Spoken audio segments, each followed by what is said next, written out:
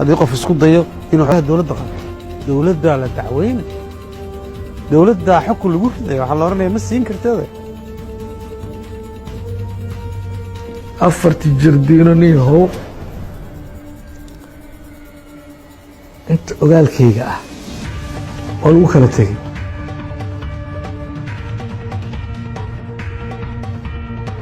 كي قاتو بعدنا كوي إيمان لي عمرك لا كهرب إلى سيسي شو مرك لا محن قرا بس عندنا ليه ما واعي أنت هو نوع أخرية هو نوع حماس وضع هو نوع أخرية هي مرك لو عليه متواشى اللي يبلو وياه waxaa imaan doonta in dib loo soo celiyo ayna noqoto maalinta cadaaladda in lagu fuliyo ciddii waxaa samaysay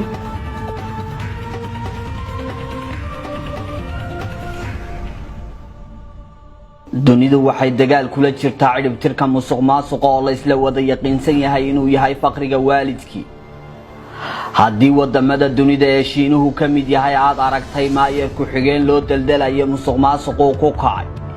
oo aad maqasheen Malaysia ra'iisul wasaarihii hore xaaskiisii iyo qaar ka mid ah golihii xukuumaddiisa oo xabsiga loogu taxaabay falal musuqmaasuq iyo hanti dib looga soo celiyay Ethiopia saraakiil sarsare oo iyana fakad xadka Suudaan looga soo qabtay kiisas musuqmaasuq awgi halkani waa xamare maxaa ka dhacay shacabku se maxay kala socdaan ama ku og yihiin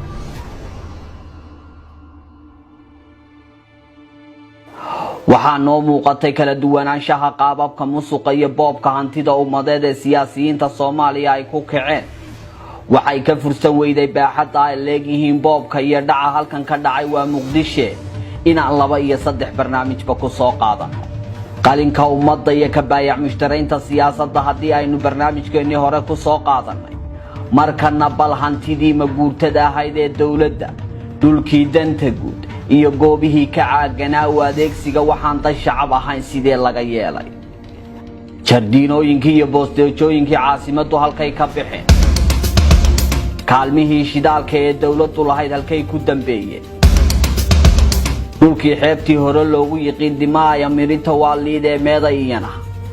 dawladda maxay ugu jilaneed maanta se maxay tahay yaa mulkiilayaalka liisaska magacyada qof iyo qoysasba baadi goob idinku daawan doontaa dhulkii baaxadda lahaa ee eegastaan tarool balcad isna halkaad ku ogay dhulkii xayndaabka madaarka Muqdisho wadadii jayga ee danyartii deganeed looga raray ammaanka madaarka dartiis maanta muxuu yahay yaa qaatay qaybsaday oo iska leh waa tan ee dugsigii farsamada ee loo yiqiinay boolaniiko yaa sahayday baadi goob wuxuu idiin hayaa cadaymo mugle iyo maragyadoodii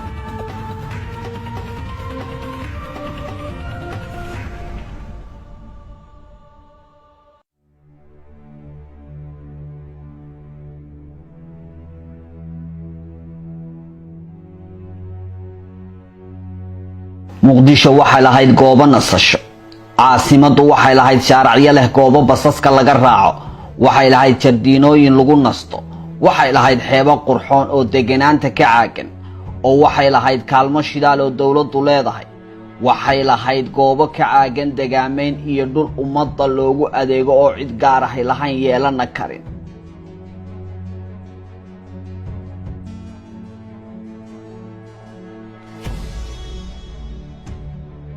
burburkii dhacay intaasoo hanti maguurtaa oo ummaddu wada lahay waxay ka nabad galeen jabhadihii dalka soo maray hogaamiye kooxeedyadii qabqablayaasha xilligoodii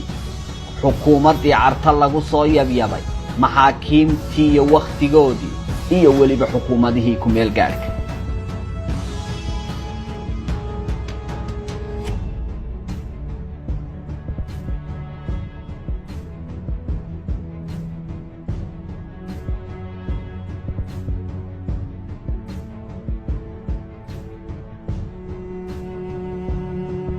hase yeeshee waxay gacanta ka baxeen wakhtigii laga baxay ku meel gaadhka dhacdooyinka barnaamijka aad ku daawan doontaan ayaa qaarkood yihiin kuwa naadir ku ah bulshada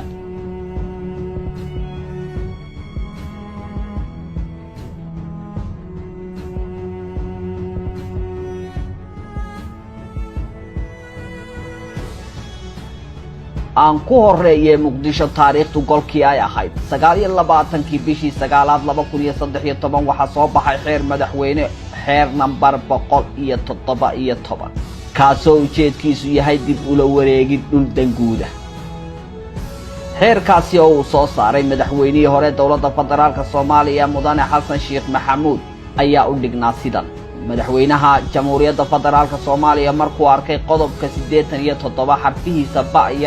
iyo farqada labaad ee dastuurka dawladda federaalka Soomaaliya markuu arkay qodobka 79 farqadiisa koowaad iyo qodobka 100 ee xarfaha a iyo d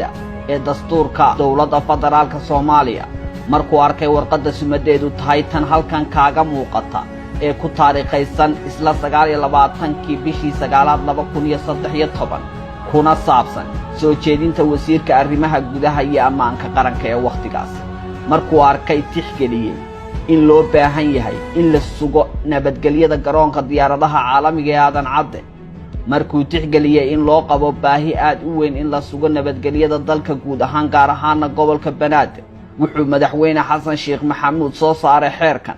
qodobka koowaad laga bilaabo maanta ay taariikhdu tahay 29 bisha 9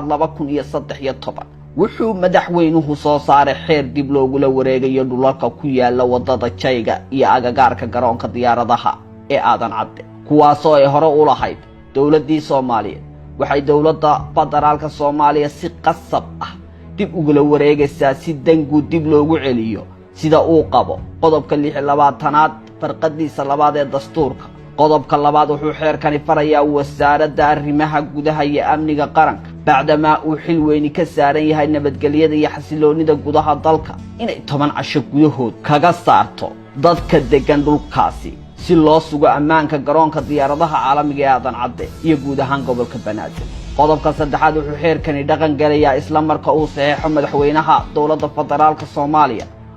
waxaana lagu soo daabici doonaa faafinta rasmiga ah ee dawladda federaalka Soomaaliya madaxweyne Xasan Sheekh Maxamuud waa saxeexay xeerkiina waa la faafiyay dhulkiina wasaaradda arrimaha gudaha iyo ammaanka oo xilligaasi uu wasiirka ahaa Cabdikariin Xuseen Guule iyadoo adeegsanaysa awoodda ciidamada ammaanka cagafyada iyo qalabka dawladda hoose waxay guda gashay burburintii dhismayaashii ka dhisnaa xayndaabkii garoonka ee dhulkii wadada Jayga kicinta iyo kasaaridii dadyowgii deganaa oo la dejiyay sanadkii 2004 xilligaasi oo ahayd waqtigii marxuum madaxweyne Cabdilaahi Yuusuf Axmed dhulku waa kan hal dariiq oo jay ah ayaa u dhaxeeya madaarka caalamiga ee aadan cadde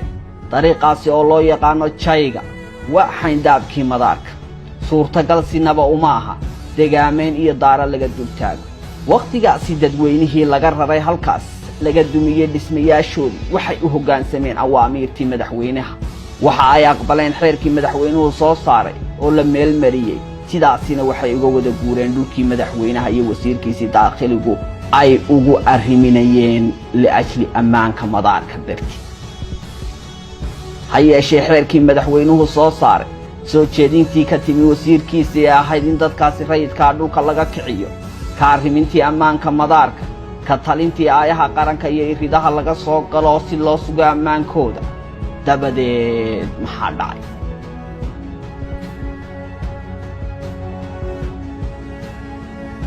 kadib markii iskaashigaasi madaxweyne ilaa heer wasiir gaadhay ku dhowaad 100 qoys buulalkoodii iyo dargadahoodii uga dhisnaa cagafyo laga geliyay ana adeegsaday xeerkii madaxweynaha iyo wasiirkiisa arrimaha gudaha iyo amniga ee loo cuskaday aayaha ammaanka iyo mustaqbalka madaarka madaxweynihii hore Xasan Sheekh Maxamuud qoyskiisii eheladiisii qaar ka mid ah xubno ka tirsanaa xukuumaddiisii iyo mas'uuliyiin ka mid ahaa baarlamaankii waqtigaasi waxaa la qaybsaday dhulkii xeerka madaxweynihii dadkii deganaa lagaga kiciyay waxa iyana dhacday oo cadaymaha ka mid ah u baadi goobidiin hay kooxo ganacsataa oo iyagana dhulkaasi qaybo iska dhan laga iibiyay intaanan cadaymaha u gudbin halkani waa dhulka aynu ka hadlayno waa wadadii Jayga waa dhulkii madaarka gegida diyaaradaha ee aadan cadde madaarka iyo dhulkan aad arkayso waxa ku kala gudban siliga madaarka oo kaliya waa aan dhex tagnay dhan kastaba waan u qaadnay booqanay dhismayaasha kala duwan ee ka socda muruq maalka dhismayaashaasi saraha halkaasi dhismahoodu qaarna dhammaaday kuwa kalena uu ka socdo weli waxay mid farta kuugu fiiqayaan guri iyo daar kasta iyo cidda loo dhisay ama dhismo uu socdo waa tani haddaba sidee loo kala leeyahay dhulkan aad arkayso caddaymaha aan ku horeeye kani waa liiska mulkiilayaasha saddexda qof ee liiska u sarreeya waa isku hal qof oo lagu magacaabo Cabdiraxmaan Axmed Cali waxaana la siiyey 30 boos oo booskiiba cabirkiisa dhuleed uu dhan yahay 40 lagu dhiftay 100 liiska kaalinta afraad waxaa kaga jira madaxweynihii hore Xasan Sheekh Maxamuud Calasow walaalkiis Cali Maxamuud Calasow waxaana la siiyey 10 boos oo dhulkaasi ka mid ah halkii boosna sida kuugu muuqata halkan cabirkiisu waxa uu dhan yahay 40 lagu dhiftay 57 kaalinta shanaad ee mulkiilayaasha dhulkan la hantiyey waxa iyana ku jirta marwadii madaxweynihii hore Xasan Sheekh Maxamuud marwa Sahra Umar Xasan oo hantiile ka ah 6 boos oo ka mid ah dhulkaas cabirkooduna booskiiba uu dhan yahay 40 lagu dhiftay 45 waxaa isna ka mid ah dadka dhulkaasi hantiyey Cabdilaahi Goodax Barre oo la siiyey 2 boos oo midkiiba cabirkiisu dhan yahay 20 lagu dhiftay 30 waxaa kaloo isna liiska ka mid ah ganacsade lagu magacaabo Cabdirasaaq Ciise Abtidoon oo isna hantiyey 8 boos iyo nus sida idinka muuqata cabiradooduna ay kala duwan yihiin eegas wasiiru dawla Cabdilaahi Maxamed Nuur haatan xildhibaan ka tirsan baarlamaanka Soomaaliya ayaa isna ka mid ah dadka dhulkan hantiyey maadaama xildhibaan Cabdilaahi Maxamed Nuur isagu uu dhulal kale oo fara badan mulkiile ka yahay maanta waxa uu dhulkan ku leeyahay ama laga siiyey sida liiska kaaga muuqata 1 boos oo kaliya Xirsi Aadan Rooble Cabdiqaadir Cali Nuur ayaa iyaguna min 1 boos la mulki siiyey Khaliif Axmed Ereg isna 1 boos ayuu ku leeyahay halka Xuseen Cabdi Xalane Mahad Maxamed Salaad Yuusuf Geelle Ugaas iyo Maxamed Xasan Nuur iyaguna ay min 1 boos ku leeyihiin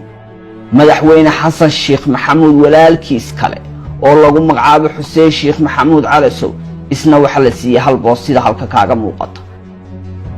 waxa liiska kamida oorida iyo qaar kamida ehelada Jawaari waxa liiska ka muuqda wasiir Goodax Barre oo dhawaan iyo haatanba gudoomiye u ah kuwa loo igmaday soo celinta hantida umade xeer ilaaliyaha guud ee qaranka haata xilkaasi haya magacyada kale halkan idinka muuqda ayaa isugu jira xaasaska shakhsiyaad madax ah qabaan oo ay ku qorteen boosaskooda iyo ganacsatooyina laga iibiyay sida aad ku arkaysid cabirka boosaska uu leeyahay Cali Sheekh Maxamuud oo ah madaxweynihii hore walaalkii tanina waa mid ka mid ah mulkiyadaha rasmiga ee madaxweyne Xasan Sheekh Maxamuud walaalkii Cali tan kale aad arkaysaa iyana waa mid ka mid ah mulkiyadaha dadkii hore ee dhulkaasi laga kiciyay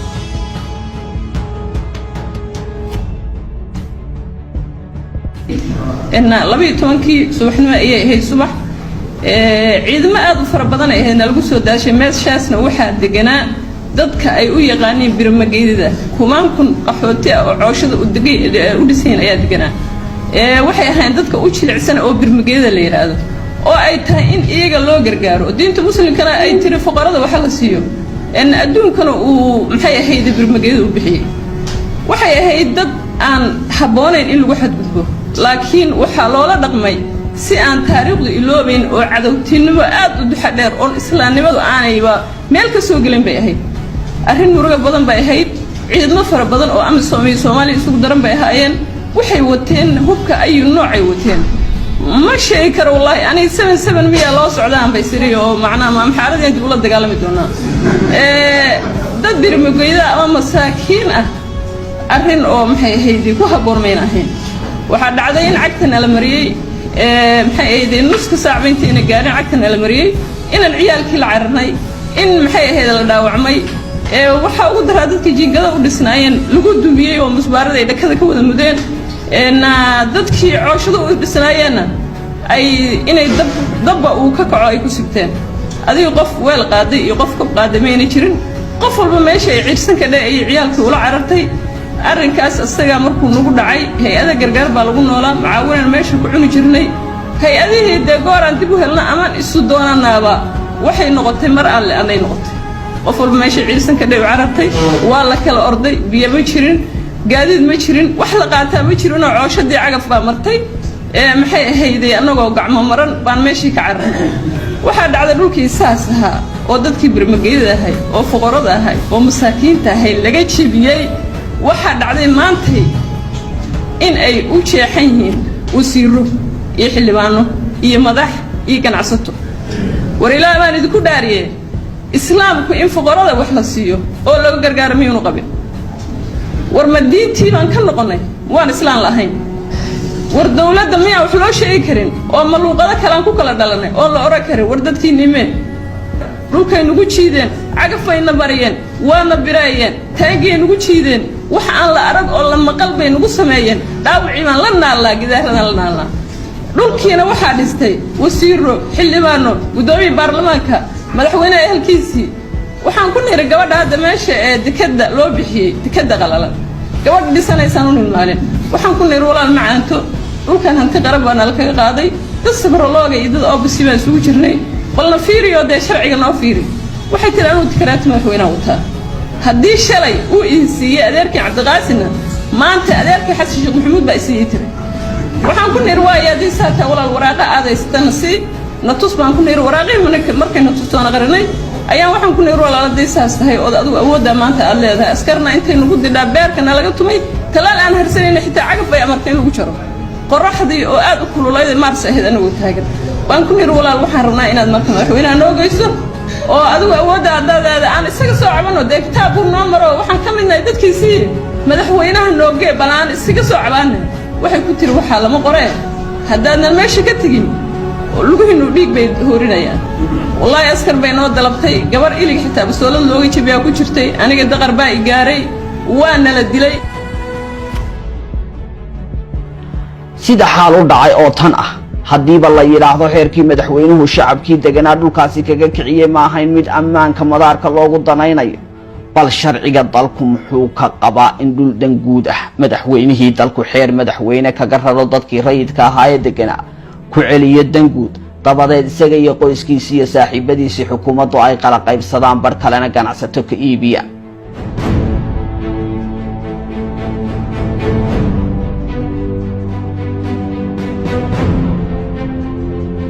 mar haddii dhul qof la siiyo waxaa cajiib ah in baahi kale ay timaado ee qof kale looga qaado waxaa diidaayo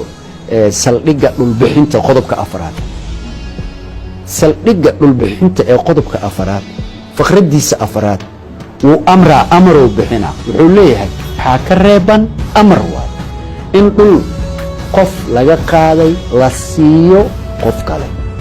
marka haddii ay dhacday waxaa baaba'aayo jiritaankii sharciga number 10 oo sharci number 10 baaba'aayo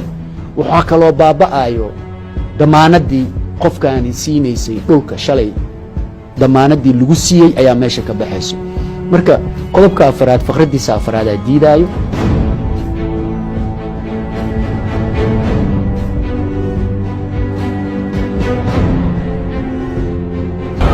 dhul laga qaaday dadweyne oo dawladdu ay baahi caama u qaaday hadday dawladdu ka maaranto haddaan ciddii marka hore laga qaaday loo celinin cid gaara lama siin karo waxaa lagu qabanayaa dan caam ah arrin public ah ma isbitaal laga dhiso ma station laga dhiso ma garoon laga dhiso ma waxa lagu qabto shay public ah oo dadka ka dhaxeeya haddii uu qof isku dayo inuu taas waxa way macnaha corruption taas haddii qof isku dayo waa musuq maasuq haddii qof isku dayo inuu xoolaha dawladda qaado musuq maasuq ma ahan oo keliya xoogaa lacaga lacda musuq maasuq macnihiisu waxa weeye maamulka dawladnimada oo si abuse waxaadan xaq u lahayn loogu qaato ama lacag aadan ama dhul ha aadan ama dad ha aadan waxay doonaan ha aadan dadkii shacabka ahaa ee dhulka laga qaaday cawil ama beddel looma celin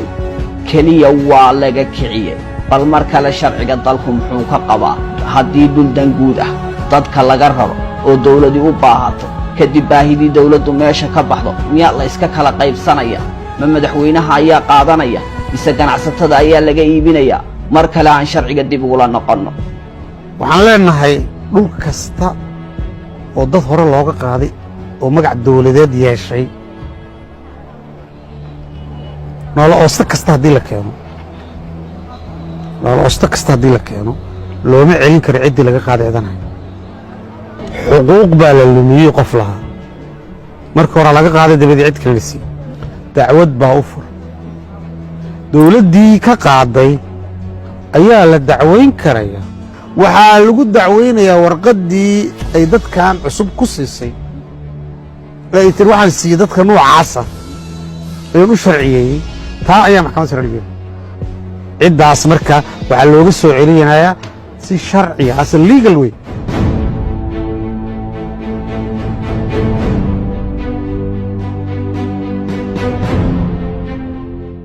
marnaba ma dhici karto in qof dhul laga qaado ayadoo aan baahidiisii la dhammaystirin oon meeluu deegaan ku leeyahay la siinin in cid kale la siiyo waxaa waaye way dhacdaa laakiin wakhtigeeda iyo maalinteeda markii la gaaro waxaa imaan doonta in dib loo soo celiyo ayna noqoto maalinta cadaaladda in lagu fuliyo ciddii waxaa samaysay iyo ciddii ayadana milkiyad ahaan u qaadatay sharcigii dadku wada lahaa ee dalka u yidhi haddii uu sidaasi qabo oo misana la baal maray bal dadku waa islaameh diintu maxay ka qabtaa waxaa garanaysa diinta islaamku shanta shay oo waardiyeyso ama loo yaqaano daruuriyaadka loo yaqaano ama loo yaqaano gundhiga diinta waa shan shay baa leeyahay diintu shan shay bay waardiyeynaysaa marka soo koobo diintay waardiyeynaysaa sidii qof ku toosnaan lahaa bay falankeeda gelaysaa qofka naftiisa la waardiyeynayaa inuu qofku maarata xaqiisa iyo noloshiisa la waardiyeynayaa qofka maalkiisa la waardiyeynayaa qofka caqligiisa iyo maskaxdiisa la waardiyeynayaa qofka sharaftiisa la waardiyeynayaa iyo qabkiisa walidaalika qofka wax kasta oo diinta dhaawacaya nafta dhaawacaya ama dhiig daadinaya maskaxda dhaawacaya maalka dhaawacaya qofka sharaftiisa dhaawacaya lama diinta waa xaaraantinaysa marka maalkaas in la waardiyeeyo ayaa waajibka dadka muslimiinta mas-uuliyiinta ka mid ah keligood ma aha hataa haddee kulligood ummadoo dhan ba maalka caamka ah gaar ahaan oo hantida guud si gaara ayaa loo ilaaliyey maalka caamka ah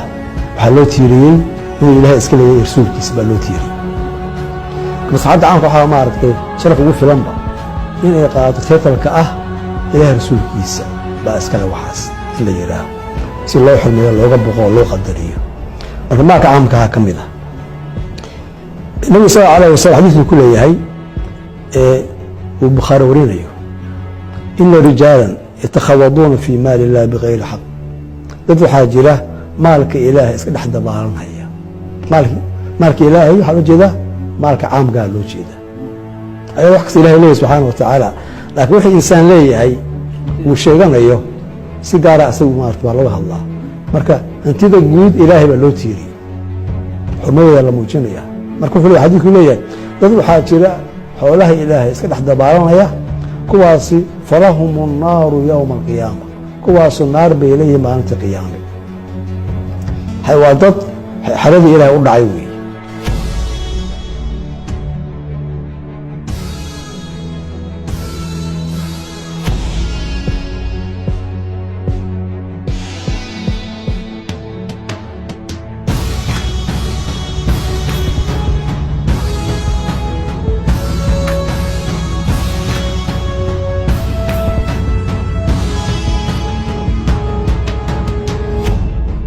bal aan u soo noqonnay dalkan waayihii soo maray oo sheeko iyo shaahidba laga wada dheragsan yahay markii uu ka baxay ku-meelgaadhkii oo ka dhignay in la gaadhay xilligii laga bixi lahaa wixii daal la soo maray sida dadweynuhu aaminsan yihiin baadhistanna aad ku daawanaysaan waxaa dhacay waxaan ahayn wixii la filanayay taasoo dadku ku macneeyaan mas-uuliyad la daayacay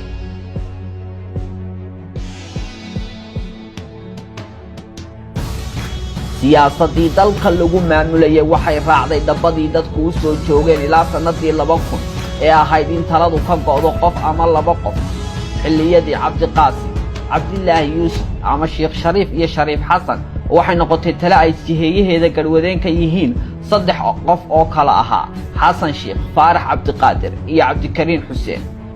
qaabka noocaasina ma laha wax loogu yeedho political kitchen kusheeno siyaasadda lagu karkariyo kaasoo macnaheedu yahay siyaasad tala wadaag ah iyo wax wada rogrogid uulul caqliga iyo ehlu cilmigu ay qayb ka yihiin hase yeeshee waxba yaanay jirin siyaasad dal dumay dib loogu dhisaaye waxaa dhacay oo si caama u baahay in boobka iyo xatooyada xoolaha dadweynuhu noqdaan gacantaa ha socoto afartii sannadood ee kumeel gaadhka bixii u horreeyey waa madaxileedkii madaxweynihii hore xasan shiikhe waxaa la xaraashay goobo dan guud ah oo aan xaddi lahayn kuwaasi oo hantidii ka soo baxday si shakhsiya loo lunsaday meelo aan caqligu siisan karaynin waa la iibiyey waxaana laga dhisay bakhaaro iyo kaalmo shidaa lagu iibiyo kuwaasoo ay ka mid yihiin bogcaddii afarta dariiq isugu iman jireen ee caanka ahayd loona yaqaanay afarta darjiimo xilligii kacaankii halkan iyadoo laga duulayo inaan dadweynuhu ugu madhan shilalka gaadiidka waxaa laga dumiyey dhismayaal waxaa laga dhisay darjiinooyin qurxoon oo galabtii lagu shaaho sidoo kale waxaa loo sameeyey barxado 100 mitir dhinac kasta ilka aragtay baabuurta afarta jiho ka imanaysa mid waliba kan kale ka arki karo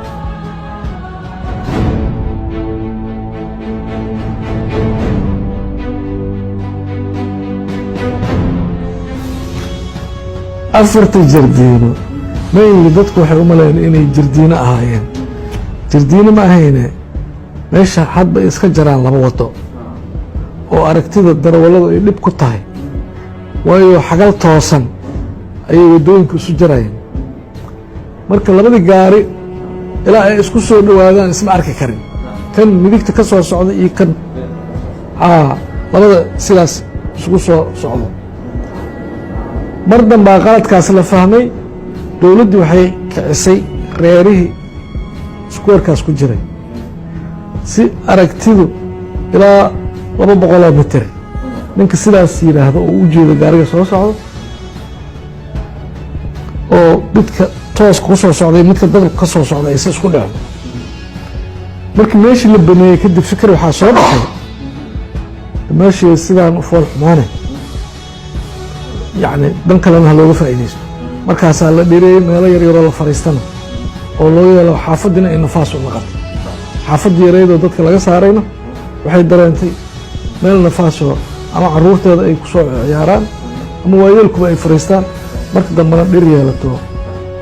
marka afarta jardiino sheekadu sidaasay ka timi waa 4 beerood 4 kwartar 4 rubac oo jidka qaanidiisa ku kala jira ayaa la baneeyey 4 jardiino nin yahow inta ogaalkayga ah oo lagu kala tegey hantida afartaasi sannadood Soomaaliya laga dhacay kolka laga yimaado kuwa dhaqaalaha caddaanka lagu bedeshay waxaan loo aabayeelin dhulkii danta guud iyo goobii bannaana sanadkii 2014 oo dadka ugu suntan mid ka mid ah sanadihii Soomaaliya caasimada looga taliyo ammaankeedu gaadhay heer kooxda al-shabaab weeraradoodu noqdaan kuwa aan lala gafin ama baseegin bartilmaameedyadii ay ugu talagaleen oo xataa sidii loo soo joogay ay dhacday inay helaan xogaha imaatinka qaar ka mid ah madaxda sirdoonka dawladaha la saaxiibka Soomaaliya isla markaasina ay dhacday inay hadcad magaalada ku beegsadaan waxaa xilligaasi wasaaradda ammaanka ku shaqada leh wasiirka ahaa Cabdikariin Xuseen Guule maalin sabti ah 24 May 2014 ayuu iscasilay Cabdikariin daraartaasi dadweynuhu waxa ay filayeen inuu iscasilaadiisaasi kaga jawaabayo fashilka kaga yimi mas'uuliyaddii wasaaraddii loo igmado hase ahaatee taasi beddelkeedii ayaa dhacday waxaana lagu war helay kadib markii ay soo baxday dulweyne 100 balood ka kooban oo madaxweynihii hore Xasan Sheekh Maxamuud uu siiyay Cabdikariin Xuseen Guule si uu u iibsado kadibna maamul goboleedkii Galmudug madaxweyne uga noqdo dhulkii baaxadda lahaa ee caymiska egas kantarool iyo bogcaddii dugsigii farsamada gacanta ee Polytechnic ayaa qayb ka noqday dhaqaalihii Cabdikariin Xuseen Guule lagaga dhigay madaxweynihii maamul goboleedka Galmudug danyar iyo barakacayaal cooshada uga dhisnaayeen dibadda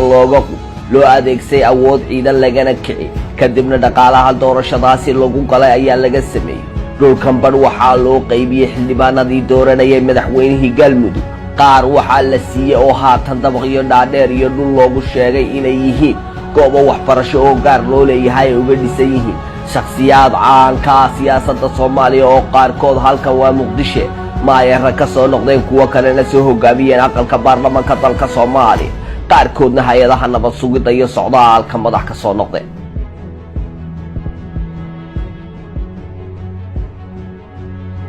dhulkii isku fadhigiisu intaasi leeg yahay dhaxal wareejintiisa xataa waxa raacay magacii hore loogu yaqaanay waxaana loogu magac daray maamul goboleedkii dhaqaalihii ka soo baxay madaxweynaha loogu sameeyey ee galmudug iminka caasimadda dhexdeeda waa xaafad waxaana loogu yeedhaa xaafadda galmudug shirkadihii cabdikariin xuseen guuleed u dilaalay dhulkaasi ee dhanka iibgeynta u qaabilsanaa waxaa ka mid ahaa shirkaddan oo sida fariimaheedii suuqaynta dhulkaasi ay ku baahisay warbaahinta iyo baraha bulshada kaaga muuqato taasoo ku gadaysay dhulka cabirkiisu ugu yaryahay 15 lagu dhiftay 20 lacag $550,000 dhulkuna wuxuu ahaa in ka badan 150 boos oo aan isku cabir ahayn waxaa cabdikariin xuseen guuleed sidoo kale ku maqan muddadii wasiirka ahaa waxna laga weydiin doonaa isaga iyo nidaamkii uu ka tirsanaa xaruntii fiisha baara iyo haamihii geedka shidaalka ee xamar jajab oo isagu la wareegay haatana ku ganacsado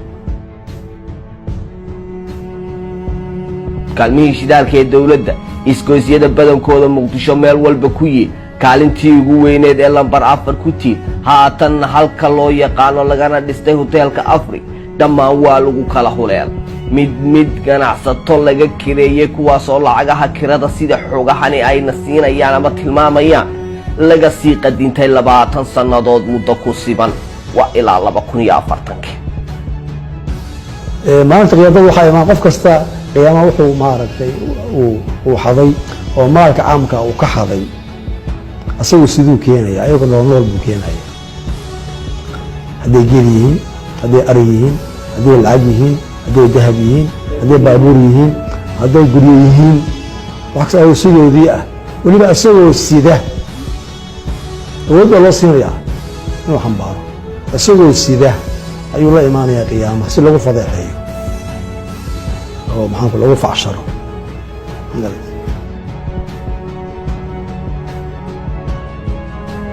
xeebtii liido ayaa iyana badankeedu yihiin kuwo shakhsiyaad mas-uuliyiinka ahaa xukuumaddii xasan sheikh ay qaateen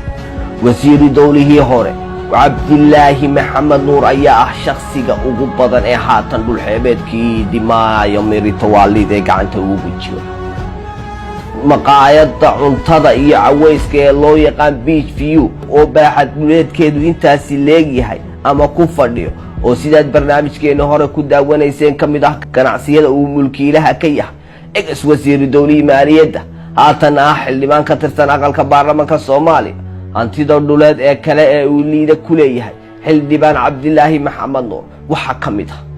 booska weyn ee halka kaaga muuqday dhanka waqooyi kaga dhegan maqaayadda loogu magacaabo seafood ee haddana dhismuhu ka socdo booska bannaan ee dhinaca waqooyi isna ka xiga ama kaga dhegan dhulka hoteelka cusub ee lagu magacaabo Connecticut Hotel kaasoo iminka macaamiisha hoteelkaasi baabuurta dhigtaan waxaa kaloo ka mid ah booska bannaan ee dhinaca badda ka xiga sarta dheer ee isna halkaa ka dhisanayo siyaasigii cali sartan aad arkaysa ee u dhaxaysa hotel Coconut iyo Beach View waxaa isagana leh Cabdiraxmaan Kambala waa madaxii hore bartikoolka xukuumadda Xasan Sheikh Maxamuud haatan wuxuu ka tirsan yahay nabad iyo nolol oo waa safiir ku xigeenka dalka Kuwait hoteelkan wuxuu ku kacay qiyaastii $700,000 haatan uu shaqaynayaa uu furan yahay maalka caamka waa khatar waxa dhacday maalin ayadoo ma duulaan lagu jiro jihaad lagu jiro markuu jihaadka dhamaaday xoogaa qanimo la aruurinayay ayaa nin xoogaa ayuu meel dhigtay marka ninkii xoogaa qaatay dagaal buu ku dhintay marka ninkii markuu dagaalkii ku dhintay ayaa waxa ma sha Allah hebel waa shahiiday janno heyaa la yiri ee wuxuu yiri ka janno ma helin xoogaa uu qaatay bal uu cadaabayaa buu yiri xoolaa yara oo kamid qanimadii meel gaar u geysay si gaar u haray oo khiyaanay ayaa dad kula shilmayaa buu yiri sallallahu alayhi wasallam waa nin ku dhintay jihaad ku dhintay weeye baa loo deynayay soo garanaysid runtii yani fadeexadaas caamka baa ka jirta oo khatarta ah xoolaha caamka haddii lagu xadgudbo waxyaalaha waaweynka oo dunuubta bay ka mid tahay oo maalinta qiyaamaha facsharaad gaar iyo fadeexadeen gaar ah ayaa lala sugaya qofka noocaas oo kale ah qofka maalka caamka ah hada qofka ballanka ilaahay iyo magaca ilaahay sida haddana u isticmaalo runtii waana mas-uuliyiinta marka mas-uuliyiinta oo ummadda magaca ilaahay kugu dhaaranaya oo ummadda magaca ilaahay usoo dhexmarahaya oo la odhan karo magaca ilaahay bay maaragtay ayay marsanayaan baryaha madax waa la marsaalashaa moogta ayay xoganayaan marka ninka mas-uulka oo ummadda magaca ilaahay ku khiyaanahaya wuxuu la mid yahay qof magaca ilaahay subxana wa tacaala xoganayuu la mid yahay oo marsanaya oo ku gudbahaya marka ummadda masaakiinta ahayd oo ilahay magaciisa lagu khiyaanay ilaahay qiyaamaha ugu argudahaya heerkan kolkay maraysay dad yowga yiqiinsan in musuq maasuqu yahay cadowga mujtamac kasta oo dunidan ku guud nool waxay wakhtigaasi ku tilmaamaan inuu ahaa xilligii faafinta xawaarihii xoogga badnaa ee musuq maasuqa soomaaliya ku dhaqaaqay la odhan karayay dalka soomaaliya iskabadaayo waxaa la dagaalamayaasha musuq maasuqa ee dunidu uga cabsi qabeen in kooxahaasi maabka dunida ku ranjiyeeyaan aafada musuq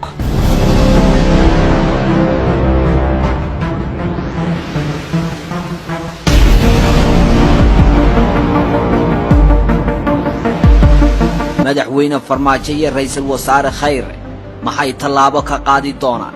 xalaane ma jaleeci doonaan ma xumo maalgashiye ajnabiga iyo muwaadinka maalka haysta midkee dowladdu mudnaanta siin doonta nabad iyo nolol lafteedu baadhitaanada baadigoob siday u waajihi doonaan ma la arki doonaa mas-uuliyiinta jirridaha u noqday musuqa oo maxkamadaha la saaray sinaanta sharci baa shacab ka mideeyee sidee laga yeeli doonaa baadigo kaa baaqan maaye yaanu baylah kaa helin